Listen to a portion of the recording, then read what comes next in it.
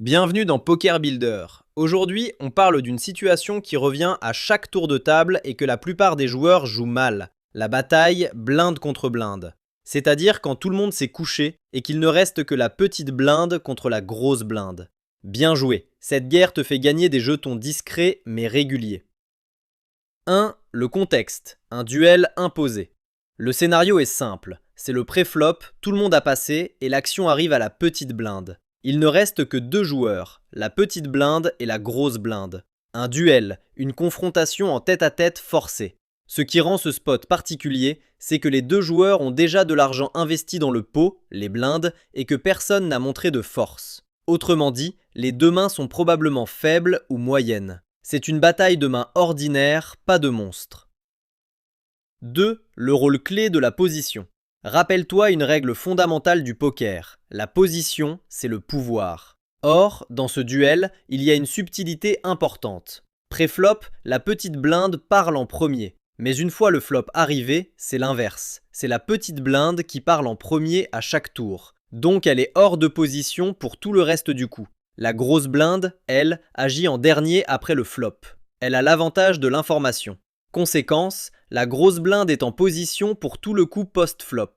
Cet avantage doit guider ta façon de jouer selon le siège que tu occupes. 3. Jouer la petite blinde, de l'agressivité. Quand tu es en petite blinde dans ce duel, tu as un désavantage de position pour tout le coup. Ta meilleure arme, c'est l'initiative pré-flop. La logique, évite de simplement suivre, ce qui laisserait la grosse blinde jouer facilement en position. Privilégie soit une relance, pour prendre l'initiative et gagner souvent le coup tout de suite, soit un abandon avec tes pires mains. Suivre passivement depuis la petite blinde est la voie la plus inconfortable, car tu passes tout le coup hors de position sans avoir montré de force. En clair, depuis la petite blinde, relance ou passe, plutôt que de suivre mollement. 4. Jouer la grosse blinde, défendre large. Quand tu es en grosse blinde et que la petite blinde relance ou complète, tu es dans une position confortable pour deux raisons. Tu as déjà de l'argent dans le pot et tu seras en position tout le coup. Résultat, tu peux défendre large. Comme la petite blinde a souvent une main faible ou moyenne, et comme tu joueras en position après le flop, tu n'as pas besoin d'une belle main pour continuer. Beaucoup de mains correctes deviennent jouables. Se coucher trop souvent en grosse blinde, dans ce duel, c'est abandonner des jetons que tu as déjà investis contre un adversaire qui n'a probablement rien. 5. Ne pas surjouer les petites mains. Attention à l'excès inverse. Défendre large ne veut pas dire s'accrocher à tout jusqu'au bout. Ces pots blinde contre blinde se jouent avec des mains modestes des deux côtés. Ne transforme pas une paire minuscule ou une hauteur en obsession. L'idée, c'est de jouer beaucoup de coups, mais de rester lucide. Quand tu n'as rien et que l'adversaire montre une vraie résistance, lâche le coup. Gagner ces batailles, c'est remporter beaucoup de petits pots, pas s'entêter dans les gros avec des mains faibles.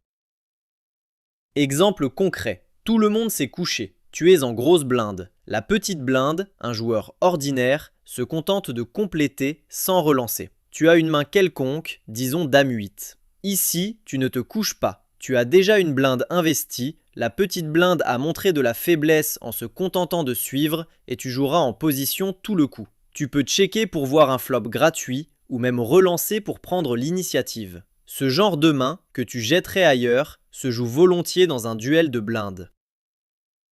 Mini-exercice. Question rapide. Tu es en petite blinde, tout le monde a passé et tu as une main jouable. Vaut-il mieux suivre passivement ou relancer? Prends 2 secondes.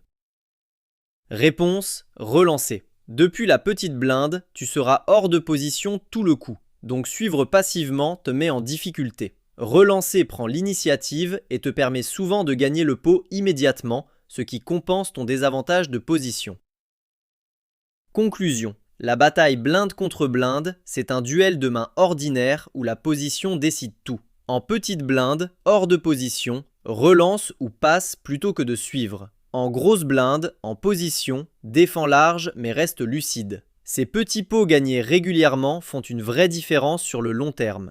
Pour continuer à affûter ton jeu avec des contenus structurés, va sur poker-builder.com, la plateforme tout en un pour joueurs de poker. On se retrouve au prochain épisode de Poker Builder.